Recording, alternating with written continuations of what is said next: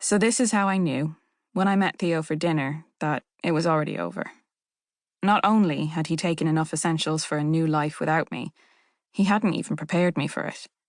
My mother had flown to London to be there for me when I got home from seeing him that evening because, although she wouldn't explicitly say it, she knew it was over too. While I was getting ready, she asked what I would do if Theo wanted to work things out, and I told her I'd be open to it, because there was a part of me that still hoped we could.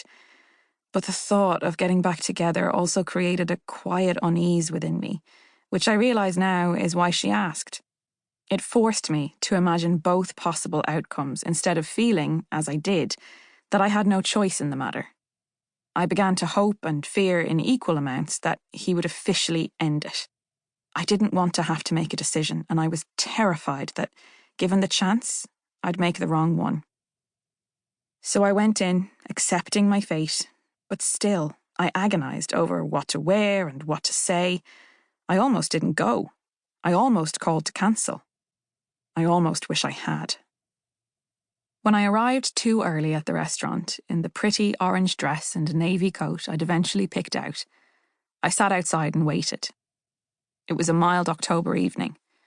Autumn leaves swirled idly around my feet, and on the street in front of me a foot-wide shaft of light thinned to a sliver as the sun moved behind a building. The air cooled, and I breathed, conscious of each breath. My anxiety had flared up since Theo left, and I'd been seeing my therapist twice a week just to manage the almost daily panic attacks I was having. But on that night, I remember feeling oddly calm. Truth be told, I was excited to see Theo. Throughout our weeks of forced separation, the prospect of even a few hours with him was all that had kept me going. The part of me that still held hope of reconciliation swelled in size, and I decided, then and there, that if he wanted to try again, I would. Even if that meant taking things slow, living apart a little longer, having more space, more time, whatever he needed, I would give it to him, because I loved him, and I wanted to make this work. He turned up in his gym gear. I tell people that, and they need to pause to process the information. Then I repeat myself, and as their faces change from shock to pity, I am humiliated all over again. I feel as foolish now, telling it as I did then.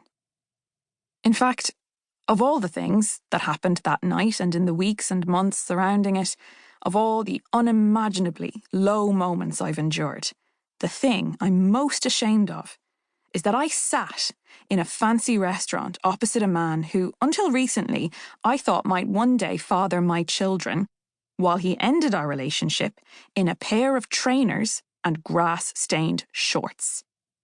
He said he'd come straight from training, and he hadn't had time to shower or change, but I'd spent 3 weeks waiting for this.